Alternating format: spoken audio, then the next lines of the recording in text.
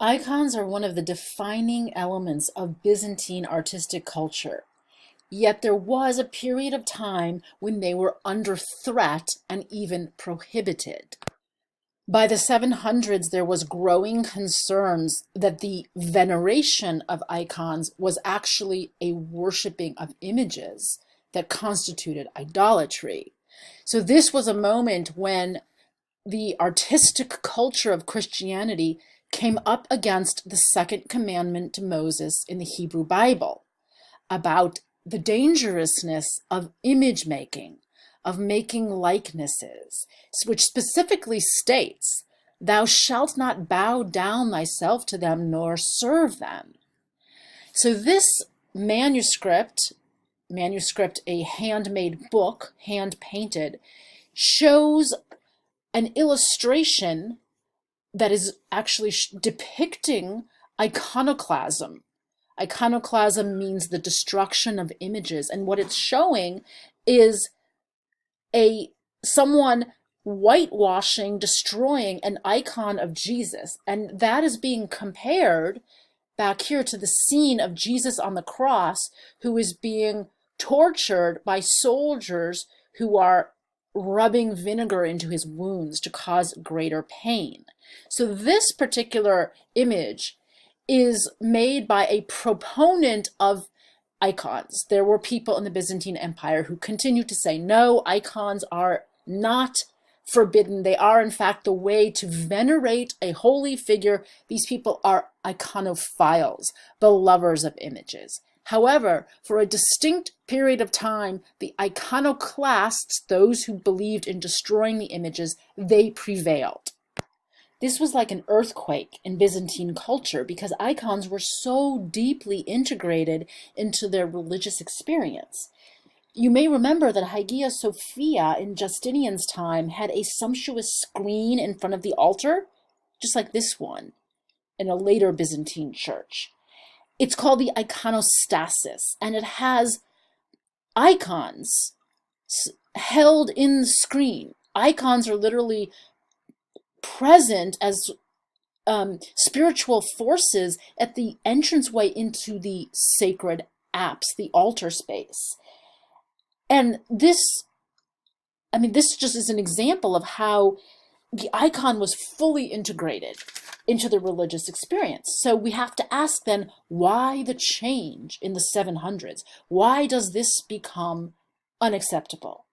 That's always the question you have to ask in history. Something happens, why? Why now?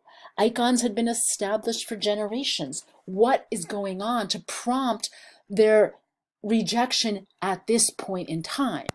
And here the textbook does a really good job of talking about that.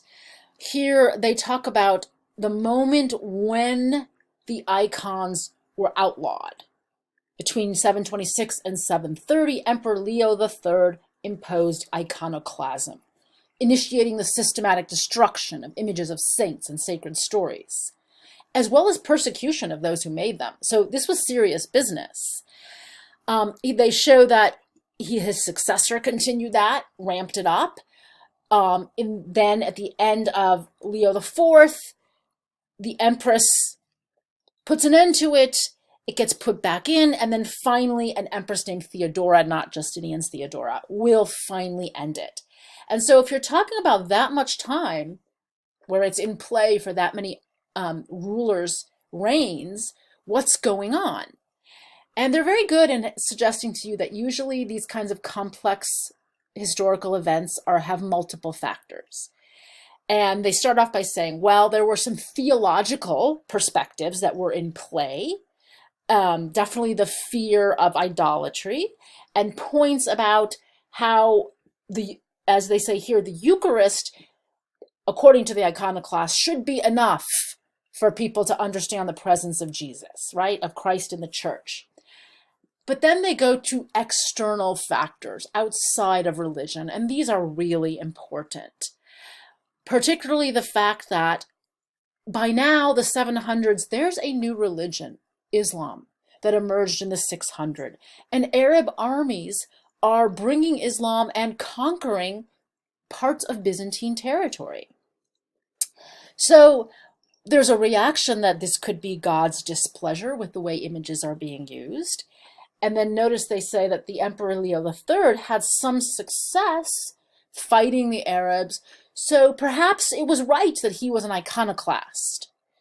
The thinking about the images was merged with the anxiety about the military struggles, the military battles. And they say here its adoption might appease the iconoclastic Islamic enemy as well. In other words, as we will see briefly, Islam has an iconoclastic art form. And so it is helpful to think of multiple things going on, but really you have to be aware of the pressure that's being exerted in terms of the loss of territory and military conflicts with an outside enemy.